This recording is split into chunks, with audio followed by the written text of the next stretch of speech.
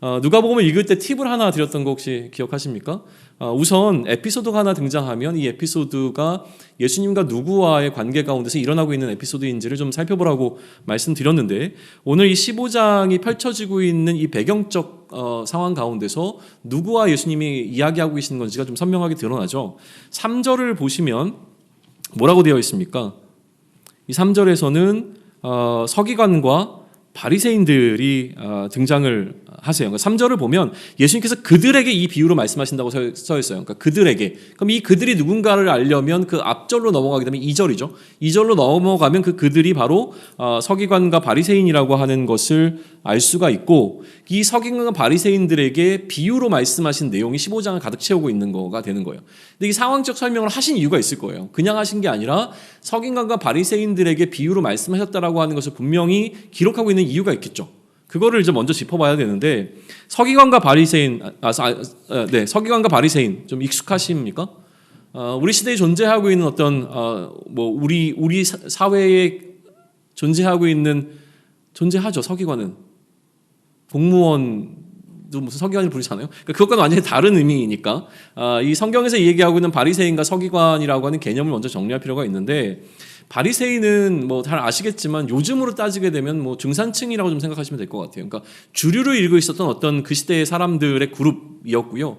보편적인 어떤 유대인들이라고 보면 될 것 같은데, 어느 정도 당시 시대의 흐름을 쫓아가지 아니하고 좀 분명하게 분리를 했던 사람들이에요. 그러니까 당시의 시대적 조류라고 하는 것은 헬라 문화권 속에 들어있었던 어떤 상황이었는데, 그 시대적인 흐름을 따라가지 아니하고 여전히 우리가 하나님의 율법이라고 하는 그 울타리 안에서 자신들과 이 시대적 흐름과 선을 긋고 그 안에서 경건함을 유지하려고 했던 사람들을 이제 바리새인이라고 부르거든요. 그 이름 자체에서 이 분리한다는 의미를 갖고 있기 때문에 바리새라고 하는 이름 그 자체에서, 그러다 보니까 이들을 이제 분리주의자라고 이해하게 되어지죠. 서기관은 쉽게 얘기하면 율법학자들로 이제 설명될 거예요. 근데 이 서기관들이 바로 이 바리새인들의 어떤 지도자 그룹에 해당하는 사람들이었고요. 율법에 관한 해석이나 율법에 관한 적용에 관한 부분은 원래 이 서기관들의 역할이 아니라 제사장들의 역할이었잖아요. 그래서 이 제사장, 요즘 우리가 지금 사무엘상까지 갔는데 그 이전의 흐름들과 지금 사무엘상 초반부의 흐름까지 한번 살펴보면서 우리가 좀 짚어보게 되면, 제사장의 처음 출발은 아론부터 시작했잖아요. 그리고 아론에게 4명의 아들이 있었는데 그 중에서 2명의 아들이 죽죠. 그리고 나머지 살아남은 2 아들을 통해서 이 제사장의 가문이 형성이 됩니다. 그래서 한쪽에 이제 소위 얘기하면 엘르아살이라고 하는 그 아들의 후손 가운데서 사독이라고 하는 이제 아들이 태어나고요. 자손이 태어나고, 이 사독에서 또 이제 태어나는 자손들을 통해서 사독 계열의 제사장 그룹이 형성이 돼요. 그래서 그들을 이제 사독 계열이라고 해서 사두개인이라고 이제 부르게 되는 거예요. 그러니까 제사장 그룹이 원래 율법을 감당하던 사람들의 그룹이었는데 지금 어떤 그룹이 생겨난 거예요? 제사장들만 율법을 해석할 수 있냐? 이들이 율법을 해석하고 하는 것에 뭔가 문제가 있다. 제사장들이 부패하고 타락했다라고 하는 어떤 그 뉘앙스 속에서 나름대로의 종교 개혁을 통해서 이제 출발하게 된 게 이 서기관 그룹이란 말이에요. 우리가 율법을 해석하고 우리가 율법을 제대로 적용하겠다라고 해서 등장하게 된 이 그룹이 이 바리새인 가운데 서기관 그룹이 되는 거죠. 그러니 이 사두개인들과 바리새인들과의 관계는 어떻겠어요? 당연히 안 좋겠죠. 그러니까 어디서부터 안 좋냐면 율법을 해석하는 문제에서 서로 안 맞는 거예요. 그러니까 여기서 충돌이 계속 발생하게 되니까 두 그룹은 항상 예수님을 공격하는 데는 함께 나름대로 연대를 했지만 기본적으로 두 그룹은 이렇게 잘 융합할 수 있는 게 아니었어요. 이들이 했던 대표적인 신학적인 논쟁 가운데 하나가 부활 논쟁 같은 거 있잖아요. 그러니까 부활에 대한 어떤 생각의 견해 차이가 존재한다거나 이런 것들을 우리는 배경적으로 좀 알 수 짚고 넘어가야 될 부분인 것 같아요. 다시 돌아가면 이 바리새인과 서기관들은 그냥 한 그룹인데, 쉽게 얘기하면, 근데 이 사람들은 종교적 열심이 있었던 사람들은 분명해요. 그러니까 율법을 어떻게든지 잘 지키고 세상의 흐름을 따라가지 아니하고 하나님의 법에 안에서 어떤 방식으로든 간에 경건 생활을 해보려고 하는 어떤 모습이 있었던 사람들인 거죠. 어느 정도 교회 생활을 한 사람들이고 설교를 좀 들어본 사람들이라고 한다면 바리새인 하면 딱 떠오르는 이미지가 뭐예요? 나쁜 사람들 이거잖아요. 걔네들 되게 나쁜 사람들이야. 왜냐하면 이 사람들 때문에 예수님께서 어떤 의미에서 보게 되면 십자가라고 하는 이 죽음을 맞이하게 되다 보니 바리새인 하면 딱 떠오르는 건 얘네들 되게 나쁜 사람이야. 예수님의 대적자야. 적군이야. 뭐 이런 어떤 느낌들을 갖게 되는 건 분명한 것 같아요. 그런데 이제 구체적으로 한번 물어보죠. 이들이 왜 나쁜가라고 하는 거에 대해서 우리는 좀 제대로 설명할 수 있어야 되는데, 그런데 우리에게 바리새인의 느낌은 약간 이런 거예요. 바리새인, 너 바리새인 알아? 알지. 어떤데? 뭐 그냥 잘은 모르는데, 그냥 예수님 미워하고 되게 예수님 힘들게 할 때, 나는 예수님 되게 좋아하는데, 내가 좋아하는 예수님 힘들게 하는 사람들이랑 나 쟤는 싫어. 약간 이런 뉘앙스예요. 우리에게 바리새인이라고 하는 것은. 바리새인이 우리에게 특별히 나쁘게 한 건 없어요. 그런데 뭔가 예수님한테 나쁘게 했다는 그것 때문에 우리는 바리새인에 대해서 굉장히 부정적인 입장을 갖고 그들을 안 좋게만 해석하려고 하는데, 조금 바리새인에 대해서 마음을 좀 열고 들어가면 좋을 것 같아요. 열어야 그 안에서 우리의 모습이 드러나기 때문에 그런 거죠. 그렇죠? 그래서 한번 마음을 좀 여시고 이 바리새인과의 대화를 좀 고민해 보시면 좋을 것 같아요. 예수님께서 특별히 이 바리새인들과 서기관들을 향하여서 어떤 비유를 세 가지를 들어서 이야기하시는 데는 이유가 있었겠죠. 뜬금없이 예수님께서 갑자기 바리새인과 서기관들 부르신 것이 아니라 필요가 있으셨으니까 이 얘기를 했을 텐데, 지금 오늘 본문을 보게 되면 2절에 뭐라고 얘기되어 있어요? 이들이 어떻게 하고 있었다고요? 궁시렁대고 있었던 거예요. 뭔가 불편해가지고 지들끼리 막 수근수근거리면서 이거 왜 이러지 막 이러고 있었어요. 그 이슈가 뭐예요? 예수님께서 왜 죄인들과 같이 있는 건데? 라고 하는 게 이들 가운데 문제였던 거죠. 소위 얘기하면 이제 메시아라고 여겨지는, 뭔가 자신들이 기다려왔던 사람이라고 했던 그 예수님께서 왜 이 죄인들과 함께 같이 대화하고 심지어 밥을 먹고 있을까라고 하는 게 이들에게 굉장히 불편함으로 다가온 거예요. 자, 그러면 이들은 이걸 왜 불편했을까요? 아까도 얘기했죠. 이 바리새인들은 어떤 사람들이라고요? 분리주의자였어요. 그러니까 선이 분명한 사람들이었던 거예요. 자신들이 정해놓은 경계선이라고 하는 게 존재했죠. 이거를 넘어가면 안 되는 거예요. 그 안에 머물러서 경건한 삶을 유지해야 되는데, 그 경건을 넘어서는 행위들에 대해서는 굉장히 적대적일 수밖에 없어요. 근데 그 경계를 누가 넘어간 거예요? 예수님이 넘어가신 거예요. 자신들은 원래 죄인들과 함께하지 않는다라고 하는 룰이 있어요. 근데 이 룰을 누가 넘어가신 거죠? 예수님이 넘어가셨단 말이에요. 그러니까 불편함을 느낄 수밖에 없죠. 우리도 동일한 상황에서 불편함을 느끼잖아요. 우리 중에 누구도 사실은 혐오주의자는 아니에요. 우리 가운데 혐오주의자가 있습니까? 특별히 어떤 거를 향해서 막 혐오하는 마음이 드는 거 있어요? 음식 말고 사람을 향해서. 그런 거는 사실 우리에게 없잖아요. 근데도 불구하고 우리에도 어느 정도 이 선이 존재해요. 관계하지 않겠다고 선을 그어버린 사람들이 우리에게 나름대로 존재합니다. 인정하십니까? 나는 그래도 뭐 이 사람하고는 어느 정도까지, 이 정도까지는 할 수 있지만 그 이상 이런 그룹의 사람들하고는 나는 상종을 하지 않을 거야라고 하는 대상이 있어요. 그러니까 그런 사람들이 우리에게 다가오게 되면 마음속에 일단 뭐 경계하게 되고, 이 마음의 경계가 바깥으로 표출되죠. 그 싫은 거를 드러내잖아요. 나는 당신하고 같은 싫어. 뭐 이런 건 여러 가지 있을 수 있죠. 뭐 종교적인 이유일 수도 있고, 정치적인 이유일 수도 있고, 혹은 또 뭐랄까 삶의 방식일 수도 있고, 뭐 다양한 것 때문에 그럴 수 있죠. 그러니까 이런 식의 선을 그어 놓았다고 우리가 뭐 그 어떤 특정한 대상들을 혐오하거나 이런 건 아니겠지만, 어쨌든 우리에게도 나름대로 이런 룰이라고 하는 게, 관계의 룰이라고 하는 게 존재한다는 거예요. 근데 이런 경계는요, 관계를 형성하지 않은 상태가 아니라 이미 관계를 형성하고 있는 사람들 가운데서도 존재하죠. 내가 어떤 사람과 관계를 맺었을 때 그 사람하고 이 정도까지만 할 수 있는 게 있어요. 관계를 맺었지만 그렇다고 내가 모든 것을 다 오픈하고 있는 건 아니에요. 이 사람에게는 내가 이 정도 선까지만 오픈할 거라고 하는 그 생각이 내 안에 존재하고 있는 선이 존재하고 있죠. 그 선이 조금씩 다를 뿐이지, 내가 아무리 가깝다고 느끼는 사람이라고 하더라도 이것까지는 난 이 사람과 절대 할 수 없어라고 하는 선이, 관계의 그 룰이, 질서가 존재한다라고 하는 것을 우리는 알고 있습니다. 근데 그 선을 넘는 순간 그때부터는 사실 용납이 되지 않기 때문에, 이 정도까지는 내가 받아들일 수 있는데 그 선을 넘어서면 이게 용납이 안 되니까 그때부터 우리 마음에 뭐가 들어옵니까? 불편함이 찾아오죠. 얘랑 내 관계가 불편해지기 시작해요. 얘는 왜 이거를 넘어선 거야? 라는 생각을 이제 하게 되는 거죠. 현실적인 이야기를 한번 해볼까요? 우리는 빌리버스라고 하는 공동체로 모여 있습니다. 서로 다 친하십니까? 기본적으로는 친하죠. 한 공동체니까요. 이게 지금 익명의 사람들이 보고 있는 이 스트리밍이 되고 있기 때문에 이렇게 얘기하는 겁니다. 어쨌든 우리는 굉장히 친한 사람들이에요. 그럼에도 불구하고 너무너무 친한데 어느 정도 선이 존재하죠. 이 정도는 넘어서면 안 돼요. 이 선을 넘어서게 되면 같은 공동체 멤버라고 하더라도 사실은 불편함이 찾아올 수밖에 없어요. 우리는 빌리버스 안에 존재하는 모든 공동체 멤버들에게 어떤 제한도 없는 방식으로 관계하진 않습니다. 우리 안에 존재하고 있는 질서가 있어요. 이 질서를 넘게 되면 불편한 거예요. 그런데 한편으로는요, 이런 선을 그어놓는 것이 어떨 때는 훨씬 더 편하잖아요. 관계를 할 때 오히려 선 없이 하는 것보다 이 정도 선을 갖고 서로 어느 정도 이 긴장 관계를 유지하는 게 서로의 건강함을 위해서 좋기 때문에 우리는 나름대로 이런 규정을 지으려고 하는 거예요. 얘하고는 이 정도까지만 할 거야 라고 하는 이유 중에 하나는 오히려 관계를 유지하기 위한 방편일 수도 있어요. 얘랑 이거를 넘어가게 되면 너무 불편하니까 이 정도까지만 유지하면 그래도 나는 이 관계를 깨트리지 않고 갈 수 있어라고 하는 긍정적인 측면도 사실 있는 거는 분명하죠. 그러다 보니 이렇게 선을 긋는 것은 어떤 의미에서는 삶의 지혜라고도 불리는 것 같아요. 지혜롭게 좀 행동해, 관계의 지혜가 필요해라는 이야기도 하게 되죠.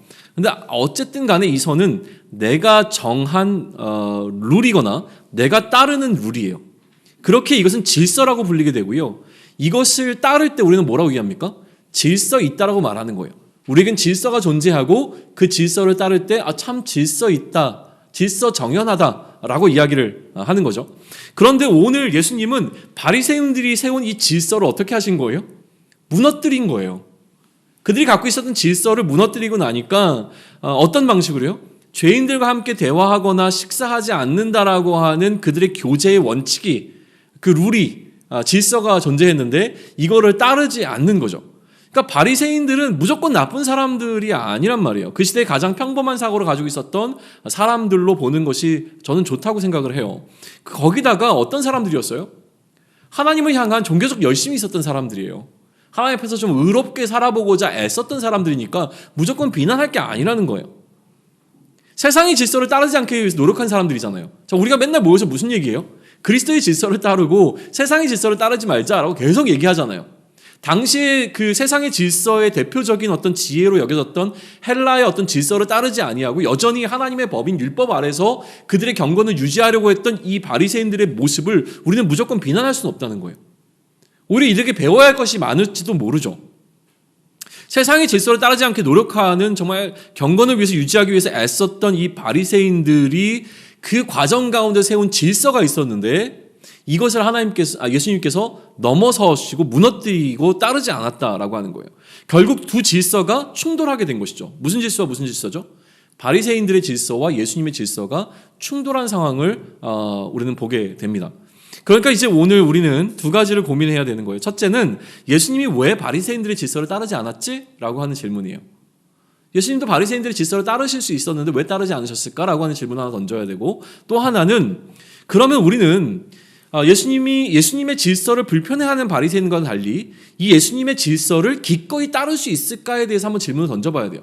바리새인들은 예수님의 질서가 불편했잖아요. 근데 우리는 이 예수님의 질서를 과연 기쁨 가운데, 즐거움 가운데 불편하지 않고 따를 수 있겠는가라고 하는 질문을 동시에 좀 던져봐야죠.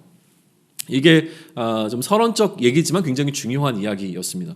오늘 본문은 아주 간단하게 좀 요약을 할게요. 오늘 본문은 그렇게 어려운 본문이 아니기 때문에 내용적으로는요. 내용은 간단하게 좀 요약을 합니다. 너무 잘 알려진 본문이잖아요. 잘 알려진 본문이 갖고 있는 장점은 뭐냐면 어느 정도 이 본문에 대한 이해도가 있기 때문에 굳이 이 본문을 제가 구체적으로 설명하지 않아도 된다라고 하는 장점이 있어요. 근데 이 잘 알려진 본문이 갖고 있는 단점은 뭐냐면 본문에 대한 다양한 해석이 존재하기 때문에 지나치게 멀리 가버린 해석들을 들은 적이 있는 거예요. 왜냐하면 자꾸 뭔가 새로운 이야기들을 해야 되다 보니까 이 본문에서 정말 이야기하고자 하는 것이 아닌데 그것을 이야기하는 상황들을 자꾸 이제 마주하게 되는 경우들이 있다 보니까 뭐라고 얘기해야 될까요? 오히려 우리는 이 본문에서 원래 이야기하고자 했던 메시지가 아닌데도 불구하고 탕자 이야기하면 딱 떠오르게 되는 그 탕자 이야기가 갖고 있는 메시지들을 먼저 떠올려 버린단 말이에요. 그러니까 원래 여기 담겨있는 메시지를 발견하는데 어려움을 겪을 수도 있다라고 하는 이 부분은 좀 짚고 넘어갈게요. 오늘도 우리는 어떤 방식으로 이 본문을 볼 거냐면 편집자인 누가에게 좀 집중하면서 누가가 이 본문을 이렇게 배치시킨 것을 통하여서 오늘 그의 복음서를 읽는 독자들이 무엇을 메시지로 얻기를 원했는가에 좀 집중하면서 이야기를 나누려고 해요. 배경적인 상황은 아까 설명했죠. 어떤 배경입니까? 바리새인들과 서기관들이 예수님이 죄인과 함께 교제하는 것을 가지고 수군거리고 있었던 상황이었어요. 그리고 예수님은 이렇게 자신이 죄인들과 함께 교제하는 것을 불편해하는 바리새인과 서기관들을 향하여서 세 가지 비유를 말씀하시는 게 오늘 15장의 구조입니다. 세 가지는 다 다른 이야기지만요. 이 세 가지에는 공통된 분모가 있어요. 일반적으로 어떻게 해석이 되냐면 이 세 가지 비유는 전부 다 잃어버린 것을 되찾은 것에 관한 비유라고 이야기가 되어집니다. 잃어버린 것에 관한 비유라고 이제 설명이 되어지죠. 첫 번째는 뭘 잃어버렸습니까? 양을 잃어버린 것이고요. 두 번째는 드라크마라고 하는 돈을 잃어버린 것이고, 세 번째는 이 아들을 잃어버린 상황이죠. 그러니까 잃어버린 것에 관한 세 가지 비유가 연속해서 등장하고 있어요. 그래서 특별히 이 세 번째 비유는 뭘로 잘 알려져 있습니까? 돌아온 탕자의 비유라고 잘 알려져 있죠. 주일학교를 나오신 분들은 한 번쯤 뭐 이렇게 촌극 같은 거, 성극 같은 걸로 한번 해봤잖아요. 막 가가지고 막 술병 이렇게 들고 가가지고 막 이렇게 뭐 이렇게 허랑방탕하게 살다가 아무튼 네. 그렇습니다. 비유들을 간단하게 정리해보죠. 잃은 양의 비유, 진짜 간단하게 정리합니다. 이 잃은 양의 비유는 뭐예요? 첫 번째 비유는 뭐예요? 양 100마리를 가지고 있었던 사람이 양 한 마리를 잃어버렸습니다. 그래서 그 한 마리를 99마리를 놔두고 그 한 마리를 찾기 위해서 애쓰다가 찾았어요. 찾고 나니까 너무 기뻐가지고 주변에 있는 사람들을 초대해가지고 함께 이 기쁨을 나누는 것입니다. 두 번째 비유는 뭐죠? 잃어버린 드라크마의 비유예요. 드라크마라고 하는 것은 당시에 이제 통용되는 어떤 화폐의 단위인데 10드라크마라고 나오잖아요. 그러니까 한 드라크마가 요즘으로 따지면 1당이라고 해석이 돼요. 하루 1당. 그러니까 10일치 1당을 갖고 있었던 사람이 하루치 뭐라 그러죠? 1당을 잃어버린 거예요. 작은 돈입니까? 큰 돈입니까? 큰 돈이겠죠. 그러니까 이걸 찾아야 되는 거예요. 열심히 그것을 이제 잃어버린 여인이라고 나와요. 그러니까 여인이면 더 큰 돈일 수 있어요. 왜냐하면 그 당시에 여인들, 이건 좀 지나친 해석이긴 한데 여인들에게는 경제적 어떤 활동할 수 있는 게 제한적이었기 때문에 그에게 이 한 드라크마는 정말 열심히 찾을 만큼 귀한 것이었다라고 전제하고 본다면 이 정도 잃어버린 돈이면 이걸 찾기 위해서 온 집안을 하루 종일 그러니까 뒤집어서 찾지 않겠냐 얘기를 하는 거예요. 그러다가 찾게 되었을 때 얻게 되어지는 기쁨에 관한 이야기를 하는 거죠. 너무 기뻐서 그 다음에 어떻게 하는 거예요? 사람들과 함께 그 기쁨을 나누지 않겠느냐라고 하는 게 두 번째 비유예요. 자, 그러면 세 번째로 넘어가기 전에 이 두 비유의 공통점이 보이죠. 이 두 비유의 공통점은 뭐냐면 그 다음에 이 비유를 얘기하고 난 다음에 예수님께서 하셨던 말씀이에요. 뭐냐면 이처럼 어떻게 해요? 양을 잃어버린 사람이 양 한 마리를 찾은 것처럼 또 한 드라크마를 잃은 사람이 그것을 되찾은 것처럼 죄인이 회개하고 하나님께 돌아오게 되어지면 하나님은 그와 같이 기뻐하신다는 이야기를 하고 있는 거예요. 이게 이제 첫 번째 비유와 두 번째 비유에서 담아내고 있는 메시지가 되는 것이죠. 죄인이 회개하고 하나님께 돌아오는 것이 하나님 입장에서는 결국 잃어버린 양이나 돈을 찾는 것과 같이 큰 기쁨이 된다라고 하는 사실을 강조하고 있는 게 이 첫 번째와 두 번째 비유의 내용이죠. 세 번째 비유를 볼까요? 잃어버린 아들을 되찾는다는 점에서는 동일한 주제를 다루는 것 같이 보여요. 그런데 이 앞에 등장했던 두 비유와는 사실은 결이 다릅니다. 이거를 우리는 좀 주목해서 보고자 하는 거예요. 한 아버지에게 두 아들이 있었죠. 그 중에서 둘째가 자신의 유산을 요구하고 그것을 받아서 먼 나라로 가서 탕진해버립니다. 다 써버린 거예요. 소위 일용할 양식을 구할 수 없는 지경에 이르게 됩니다. 이제 하루 먹고 사는 게 이 친구에게는 굉장히 큰 이슈가 되었을 때 그제서야 아버지를 떠올리고 아버지께 돌아가 볼까? 아버지께 돌아가서 용서를 구할까라고 하는 고민을 시작을 하죠. 그리고 그 안에서 뭘 합니까? 아버지를 만났을 때 무슨 얘기를 할 것인지 시나리오를 짜고 머릿속으로 계속 시나리오가 아니라 시뮬레이션을 돌리죠. 아버지 만나면 이렇게 해야지 라고 하고서 아버지를 만나러 갔어요. 근데 그가 생각했던 계획과는 완전히 다른 방식으로 아버지가 그를 맞이해 주면서 상황은 완전히 역전되어지는 것을 경험하게 되는 것이죠. 그리고 이 돌아온 아들을 맞이한 아버지는 그 기쁨에 겨워서 또 어떻게 합니까? 주변의 사람들을 불러다가 그 기쁨을 함께 나누는 장면으로 이어집니다. 이렇게 가요. 그러니까 여기까지만 보게 되면 사실 앞에 비유와 맥을 같이 하죠. 그런데 우리는 다시 처음으로 돌아가 보죠. 이 비유 세 가지가 등장했던 배경은 뭐였어요? 예수님께서 죄인과 함께하는 것을 이해할 수 없었던 사람들의 불편함을 보시고 이 비유를 이야기하시는 거잖아요. 그러니까 이 첫 번째 비유와 두 번째 비유에서 먼저 얘기해 주시는 것은 하나님께서 기뻐하시는 것이 무엇인지를 이야기해 주고 있어요. 그러니까 예수님은 하나님의 기쁨이라고 하는 것은, 하나님의 기쁨은 뭐냐면 잃은 자를 찾는 것이 하나님의 기쁨이니, 이 잃은 자를 찾기 위하여 죄인들과 함께 하는 것이 하나님께 기쁨이 되어진다라고 하는 것을 설명해 주는 방식으로 첫 번째 비유와 두 번째 비유가 사용이 되었죠. 그런데 세 번째 비유는 둘째 아들을 다시 찾은 것의 비유로도 볼 수 있지만, 그래서 우리는 어디에 집중합니까? 돌아온 탕자에 집중하잖아요.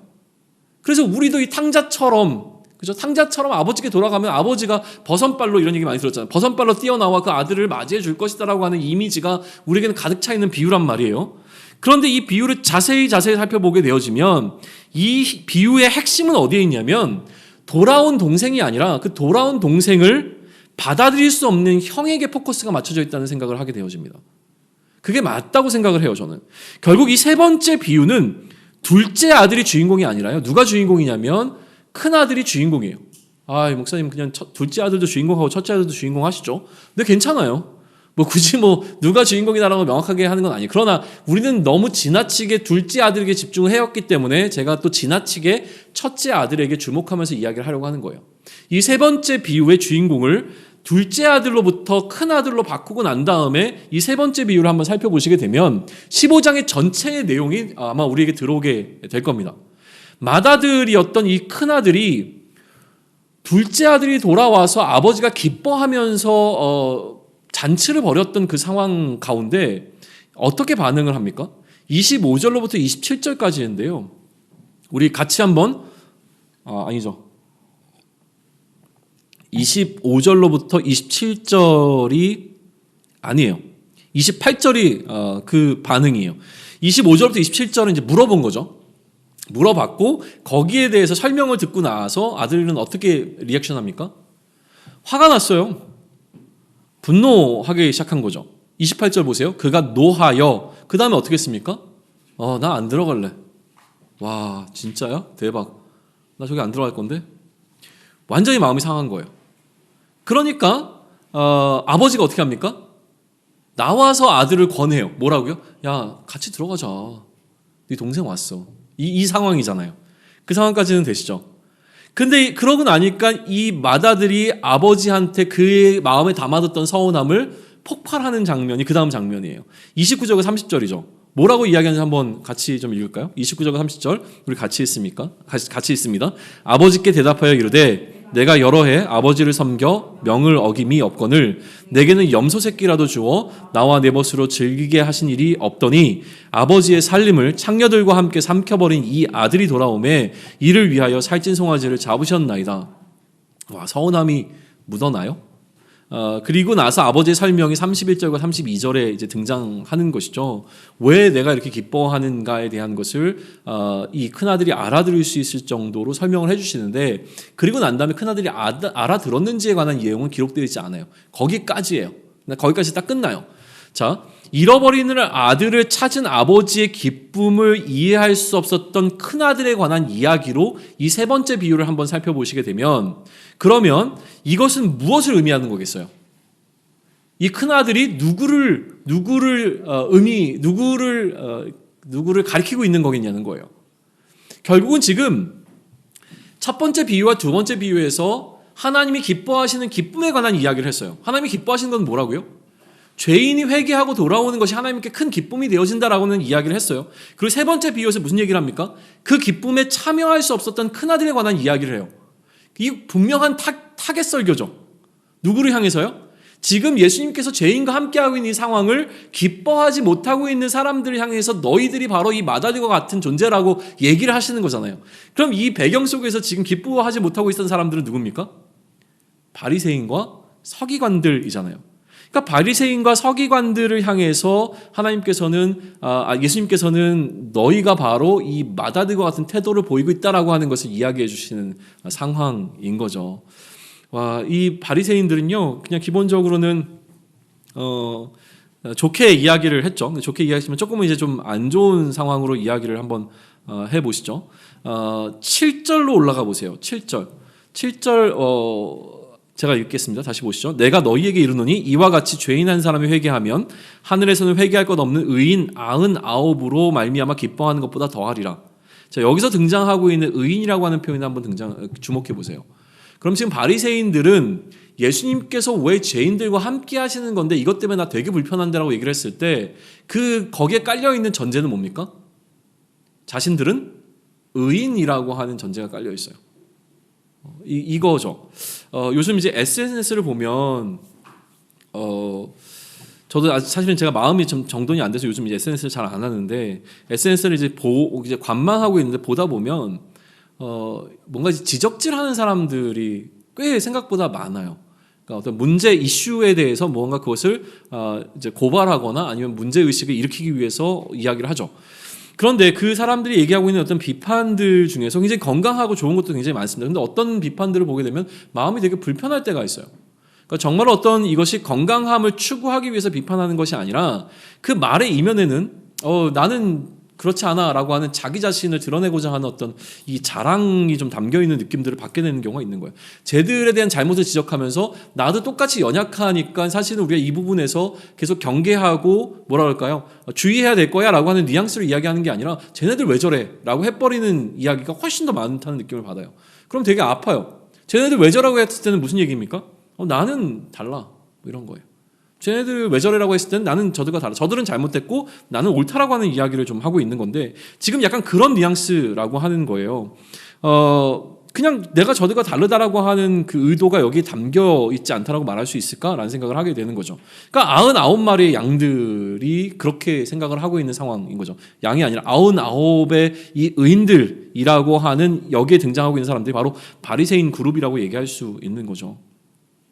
아무튼 어떻게 예수님이 죄인들과 함께 할 수 있지? 라고 하는 질문 속에는 나는 의인이야 라고 하는 것이 담겨 있을 수밖에 없어요. 왜냐하면 내가 스스로 죄인이라고 생각하면 죄인들과 함께하는 예수님을 인하여서 훨씬 더 기쁘겠죠. 예수님이 저렇게 죄인들과 함께 하신다면 나와도 함께 할 수 있구나 라는 생각을 할 텐데 그게 아닌 거였던 거니까요. 그런데 예수님은 이 7절에서 의인들보다 하나님은 한 사람의 죄인을 회개하는 것을 더 좋아하신다고 말씀하고 계시는 거예요.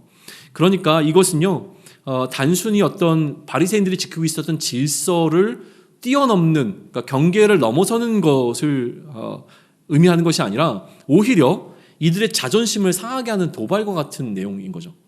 그들이 스스로 의인이라고 여겼던 이 사람들에게 너희들보다 하나님께서는 이 죄인이 돌아오는 것을 훨씬 더 기뻐하신다라고 하는 이야기는 완전히 이들의 마음을 훅 닫아버리게 하게 되어지는 그 이야기로 볼 수 있는 거예요. 그런데 예수님의 이러한 어떤 비유는 바리새인들의 마음을 더 후벼 파가지고 이들에게 불편함을 더 가중시키기 위해서 하신 이야기가 아니라는 거예요. 무슨 이야기냐면 오히려 이들로 하여금 이 기쁨의 자리에 너희가 지금 동참하지 못하고 있는데 불편해하지 말고 너희도 이 기쁨의 자리에 함께 동참하라고 하는 권유, 초청이 되는 거예요. 자, 이것이 왜 초청이 되냐면 세 번째 비유 때문에 그래요. 세 번째 비유에서 아버지가 나와서 무슨 얘기를 합니까?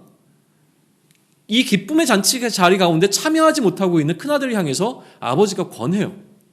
야, 너도 들어와. 그렇기 때문에 이 세 번째 비유를 통해서 예수님께서는 이 바리새인과 서기관들을 책망하시는 것이 아니라 그들도 역시 이 기쁨의 자리에 동참할 수 있도록 초청하고 계신 상황인 거죠. 세 번째 비유 속에서 이 큰 아들은 아버지가 왜 기뻐하시는지를 전혀 이해하지 못했어요. 그러니까 그 잔치에 참여하지 않기로 결정을 한 거죠. 나는 불편하니까. 큰 아들이 이 잔치에 참여하지 않은 결정적 이유는 뭘로 보이세요? 서운함인 거예요. 아버지한테 너무 서운했던 거예요. 아까 우리가 읽었던 본문을 보게 되면 29절과 30절 보게 되면 너무 서운했죠. 뭐가 서운했어요? 나는 진짜 여러 해 동안 아버지의 명을 어긴 적도 없고 아버지가 하라는 거 시키는 거 다 했고 아버지한테 내가 순종하면서 이때까지 왔는데 나한테는 염소 새끼 한 마리도 안 줬으면서 왜 아버지의 명령도 거역하고 나가서 허랑방탕하게 자기가 갖고 있었던 모든 재산을 다 탕진하고 돌아온 이 아들에게는 살찐 송아지를 잡으셨는지 나는 도대체 이것을 받아들일 수가 없습니다. 나는요. 이거네. 나는요. 나한테는 왜 그러세요? 나는 어떡하라고요? 이때까지 내가 한 거에 대한 보상은요? 뭐가 불편했던 거예요? 자기 자신이요. 아버지의 명을 한 번도 어기지 않았다는 사실이 오히려 이 친구를 불편하게 만들었다는 거예요. 이해되세요? 내가 아버지를 향하여서 명을 한 번도 거역한 적이 없었기 때문에 불편해진 거죠. 그런 나를 위해서 아버지께서 잔치를 베푸신 적이 없으니까요. 나는 아버지한테 이런 대우를 받아본 적이 없다라고 하는 생각이 확 들었어요. 그 전까지는 이게 나한테 불편하지 않았어요. 근데 언제 불편해진 거예요? 작은 아들을 향해서 아버지께서 잔치를 베풀어 주실 때 이때까지 내가 한 번도 불편하게 생각하지 않았던 어떤 문제가 불편함으로 확 일어난 거예요. 아버지는 나한테 그렇게 안 했는데? 억울하게지기 시작한 거죠. 서운해지기 시작한 거죠. 그러니까 큰 아들의 기쁨에 참여하지 못했던 결정적 이유는 뭐예요? 비교의식 때문인 거잖아요. 혹은 보상심리라고도 이야기할 수 있을 것 같아요. 우리 이런 감정에 익숙하지 않습니까? 누구나 서운해할 수 있는 상황이잖아요. 큰아들에게 이런 비교의식이 생기게 한 원인이 뭐였냐면 아까도 얘기했지만 이 큰아들이 아버지께 너무나 잘했기 때문에 일어난 거예요. 잘하지 않았으면 자기가 뭐 드러낼 것이 없으면 아버지가 작은 아들한테 뭘 하든지 모두 상관이 있어요. 그런데 나는 되게 잘했는데 라고 하는 것이 전제되어 있다 보니까 자기가 굉장히 성실한 아들이었다고 생각했기 때문에 이 성실함이 이 아들로 하여금 아버지가 지금 기뻐하시고 있는 기쁨 가운데 참여하지 못하겠다는 점에 우리는 꼭 주목해 보셔야 됩니다. 왜냐하면 예수님께서 이 부분을 짚어가면서 얘기하시잖아요. 그러니까 지금 바리새인들에게 하고 싶은 얘기가 그 안에 담겨 있는 거예요. 어떻게요? 그들이 너무 성실했기 때문에 이 기쁨의 자리에 참여하지 못하고 있다는 것을 예수님께서는 짚어주고 싶으신 거니까요. 이 부분을 우리가 메시지로 받아야 되는 거잖아요. 바리새인들은요 성실했던 거예요. 그래서 이들은 예수님께서 둘째 아들과 같은 이 죄인들을 환대하시는 것을 받아들일 수가 없었던 거죠. 이들의 성실함이 오히려 관계에 불편함이 되고 있어요. 그러면 바리새인들의 성실함이 문제라고 우리가 얘기할 수 있을까요? 아니에요. 성실함 자체는 좋은 거잖아요. 성실은 하나님의 성품이에요. 성실하신 하나님. 그 하나님을 닮아 성실하다는 것은 좋은 거예요. 근데 이 성실함에 뭐가 문제냐면 방향성이 문제였던 거죠. 어떻게 하면 하나님께서 기뻐하실까라고 하는 것을 이 친구들은 생각을 했어요. 물론 그것도 하나님께서 정하신 율법의 틀 안에서 하나님께서 정하신 법을 내가 최선을 다해서 잘 지키면 그럼 하나님께서 기뻐하시겠지라고 생각했던 것이 그들의 생각이었어요. 그러나 율법을 주셨던 그 뜻이 사라져버리고 형식만 남게 될 경우에는 의미가 사라져버리는 거잖아요. 이들의 신앙생활의 문제는 뭐냐면 형식은 남아있었지만 형식만 남아있었다는 거예요. 자, 그러면 다른 사람의 신앙을 어떻게 그렇게 막 평가절하하는 거 아니에요? 어떻게 그렇게 평가할 수 있어요? 이런 반발이 들어와야 돼요. 저들이 진짜 열심히 신앙생활 하는데 그 사람의 저들이라고 하니까 좀 이해가 안 되시죠? 여러분 또 혹은 저를 향해서 이렇게 누군가 얘기하는 거죠. 되게 열심히 교회 생활 하시네요. 근데 그게 무슨 의미가 있어요? 그거는 그냥 종교적 행위일 뿐이에요. 당신은 제대로 하나님을 섬기고 있는 게 아니에요. 이렇게 얘기하면 얼마나 마음이 불편하겠어요. 그 상황으로 지금 얘기하고 있는 거라니까요. 당신은 그냥 외적으로만 하나님을 섬기는 척하고 있는 거지 내면적으로 하나님 섬기고 있는 게 아니에요. 이렇게 얘기하면 얼마나 불편하냐는 거예요. 근데 그것에 대한 근거를 제시하는 그 근거가 어디 있었냐면 그 근거가 바로 이들이 하나님을 기쁘시게 한다라고 하는 것을 위하여 율법을 지키는 자였지만 정작 하나님이 기뻐하시는 그 기쁨 가운데 동참하지 못하고 있었다는 것에 로부터 이들이 어떤 외형만, 그러니까 외모만, 형식만 남아있지 내용 자체, 의미 자체는 잃어버렸다라고 우리는 평가 내릴 수 있게 되는 거죠. 그래서 예수님께서는 앞선 두 번의 비유를 통해서 뭘 설명해 주시는 거예요? 하나님이 진짜 기뻐하시는 것이 뭔지를 내가 알려줄게라고 하면서 하나님이 기뻐하시는 것을 먼저 정의 내리는 거예요. 하나님께서 기뻐하시는 게 뭐라고요? 잃어버린 자를 되찾는 것이라고 얘기해 주시는 거죠. 죄인이 돌아오는 게 하나님께서 진짜 기뻐하시는 거야. 이게 하나님이 가장 기뻐하시는 거야라고 설명을 먼저 해줬어요. 그렇다면 이제 우리는 이렇게 질문을 던져야 합니다. 우리는 하나님을 기쁘시게 하기를 원하는 사람들이지 일부러 하나님 이렇게 죄송합니다 이렇게 표현해서 이거 뭐 논란이 되면 안 되는데 하나님의 성질을 건드려서 어떤 목사라고 사칭하는 어떤 사람이 말실수해가지고 하나님이 꼼짝마 이런 얘기가 막 이랬잖아요. 저도 강단에서 말실수하면 안 되는데 하나님을 기쁘시게 하기를 원하지 우리가 이런 거 하나님의 성질을 건드려가지고 하나님을 분노하게 만들려고 한 사람이 누가 있겠어요? 괜히 하나님 한번 시비 걸어 뭐 이런 사람이 누가 있겠어요? 그냥 기본적으로 우리는 하나님을 기쁘게 하는 삶을 살기를 원해요. 이게 우리의 기본 전제예요. 그렇지 않으면 뭐하러 여기 좀 와 있겠어요? 내가 여기 앉아 있는 걸로 하나님 불편하게 만들 거야 이렇게 하지 않잖아요. 어떻게든지 하나님을 기쁘시게 하기를 원하고 하나님께서 뭔가 좀 하나님께 잘해보고 싶은 기본 전제가 우리에게는 있는 거예요. 그런데 왜 어느 순간 우리와 하나님과의 관계가 불편해지는지를 한번 생각해 보세요. 왜 나에게 이렇게 자꾸 불편한 마음이 들어오지?를 한번 생각해 보셔야 돼요. 왜 나는 하나님과 기쁨 가운데 교제하고 싶고 하나님 안에서 나는 기뻐하고 싶은데 왜 자꾸 내 마음 가운데 이 불편함이 생기는지를 한번 생각해 보셔야 된다고요. 왜 자꾸 이렇게 불만이 쌓여가지? 불만이 쌓여가다 못해서 왜 나는 자꾸 이렇게 분노가 일어나고 화가 일어나지? 왜 하나님한테 난 서운하고 왜 속상하고 자꾸 왜 하나님이 이 하나님의 즐거움, 그러니까 누군가와 하나님은 굉장히 즐겁게 계시는 것처럼 보이는데 나는 저 즐거움 가운데 참여하기가 싫은 거지? 이 생각을 해보셔야 돼요. 누군가는 너무 기쁘잖아요. 와, 너무 막 얼굴에서 빛이 나고 막 저 사람은 되게 좋아하고 행복하고 막 너무 좋대요, 하나님하고. 근데 나는 저 행복에 들어가기가 싫어요. 왜 싫지를 계속 생각하셔야 된다는 거예요. 뭐가 불편하지? 왜 하나님의 즐거움에 참여하지 않겠다고 지금 버티고 있는 건지를 한번 질문하셔야 된다는 거예요.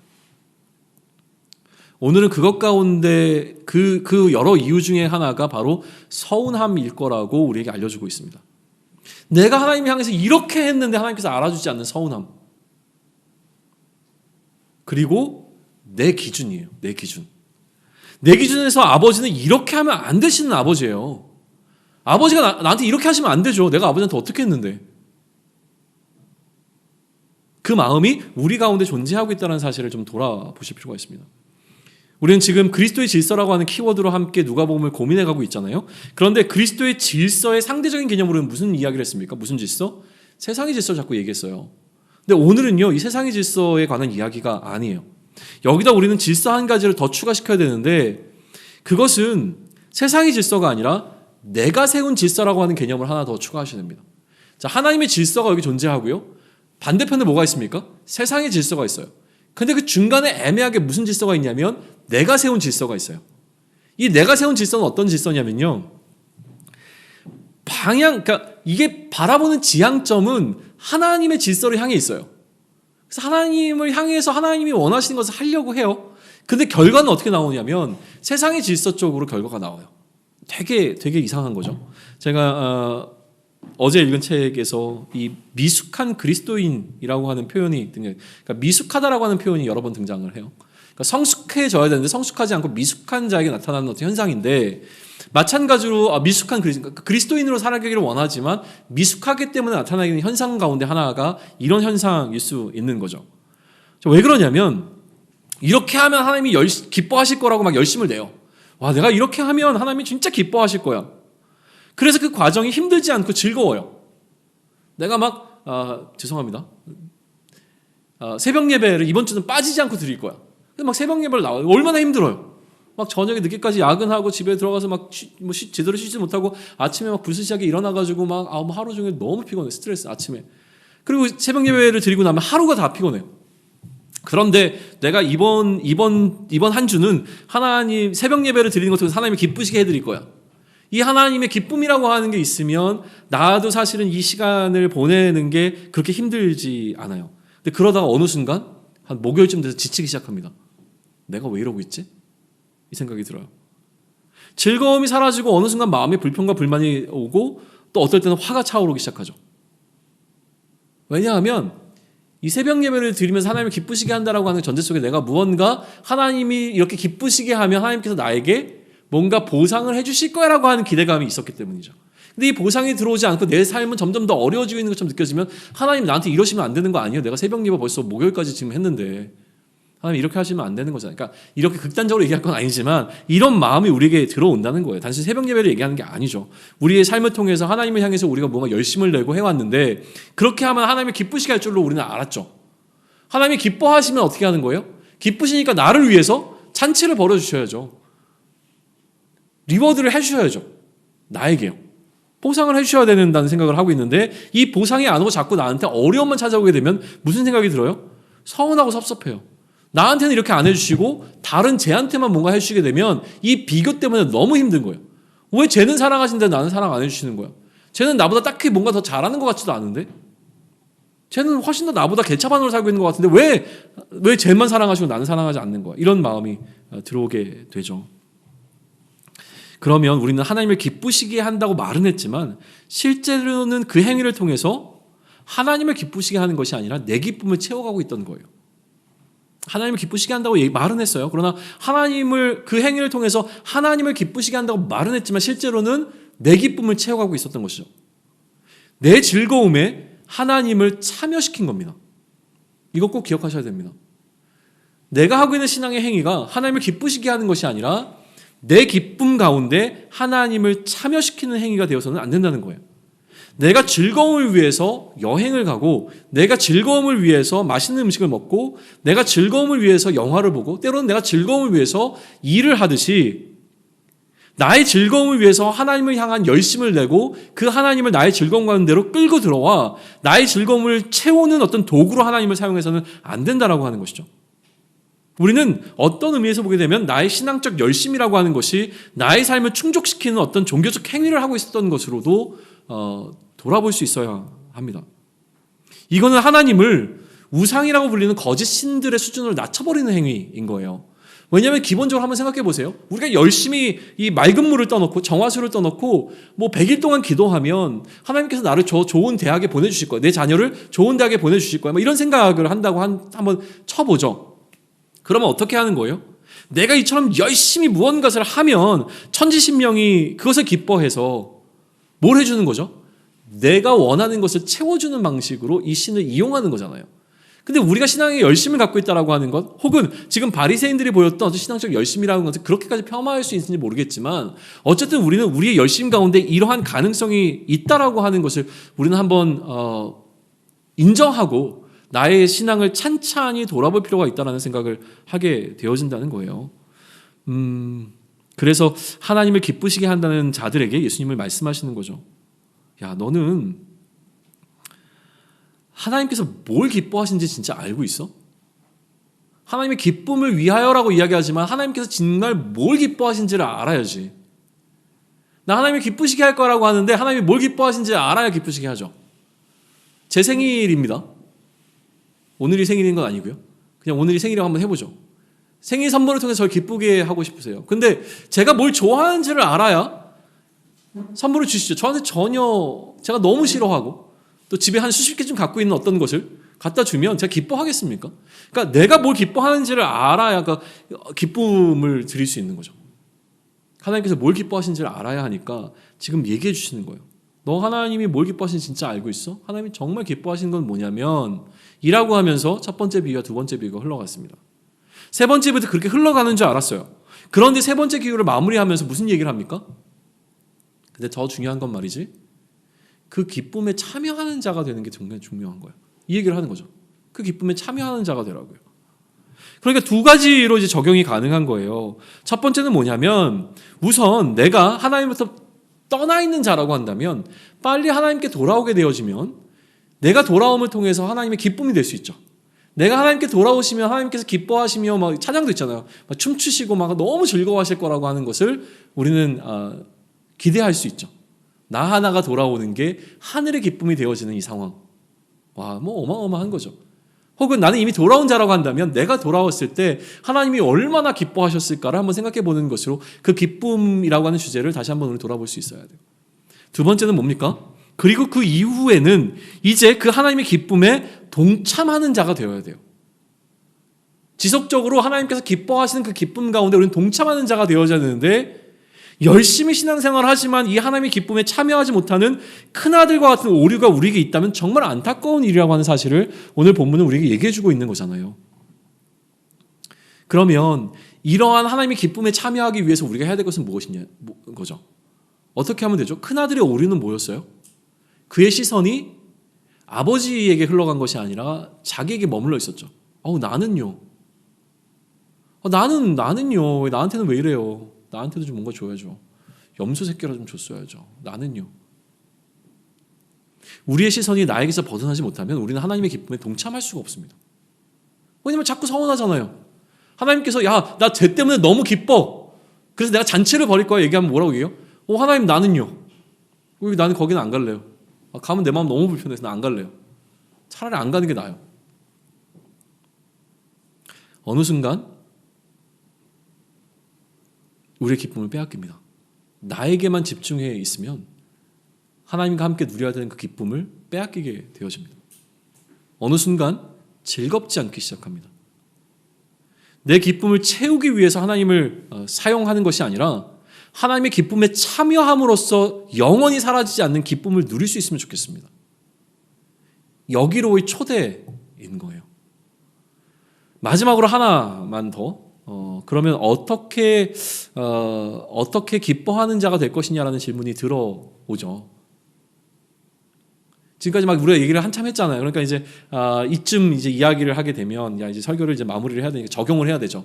그럼 이제 머릿속에 뭐가 들어오니까 나도 하나님을 기뻐하시는 자 혹은 하나님 기쁨에 참여하는 자가 되었으면 좋겠어 라는 생각이 들잖아요. 그러면 이제 어떻게 하면 하나님을 기쁘시게 하지? 하나님을 기뻐하는 자가 될 수 있지? 라고 하는 질문을 던지는 건 자연스러워요. 그런데 이제 문제는 뭐냐면 오늘 본문은 어떻게 기뻐하는 자가 될 것인가 라고 하는 것을 말하지 않아요. 거기에 대한 내용은 좀 빠져 있어요. 오늘 본문에서. 오늘 본문에만 좀 머물러 있자고요.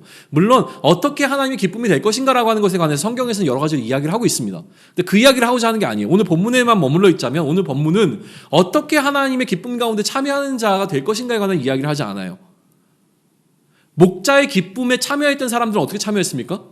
그냥 참여했어요. 어떻게 참여했는지 얘기가 안 나와요. 어떤 사람들이 선별되어가지고 그 잔치 가운데 초대받았는지 몰라요. 그냥 가족들과 주변에 있는 사람들을 불러 모은 거예요. 친구들. 돈을 잃어버렸다 찾은 여인이 그 기쁨을 나누려고 누구인가 막 전화를 걸 때 그 대상이 누구인지 우리는 몰라요. 그냥 함께 기뻐해 준 거예요. 아들이 돌아왔을 때 그 잔치에 참여한 사람도 그냥 함께 즐거워했던 거예요. 그러니까 어떻게 이들이 이 잔치에 참여했는지에 대한 것에 대해서 이야기하지 않아요. 그럼 뭘 이야기하고 있어요?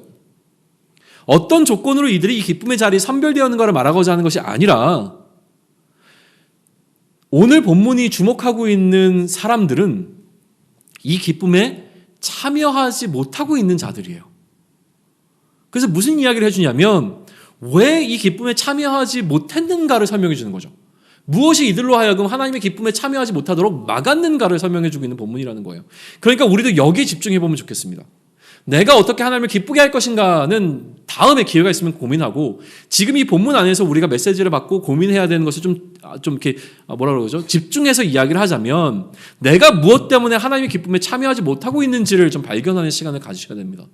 왜 나의 마음에 불편함이 들어오고 왜 나의 마음에 서운함이 가득하고 왜 나의 마음에 불만이 쌓여서 이처럼 나는 늘 하나님을 향해서 화가 나 있고 나는 왜 이러지라는 생각을 한번 해보셔야 돼요. 무엇이 나로 하여금 이 하나님의 기쁨 가운데 참여하지 못하고 있는지를 생각해 보셔야 된다는 거예요.